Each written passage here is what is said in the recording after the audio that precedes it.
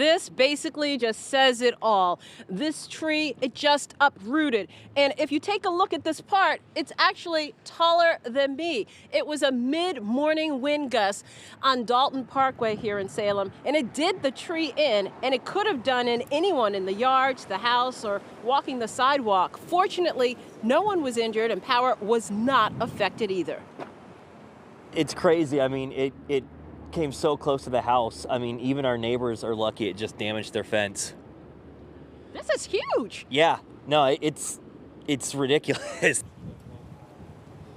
High winds just after 11 a.m. in Newton snapped a Verizon utility pole, and a mess of wires were the only thing holding it up.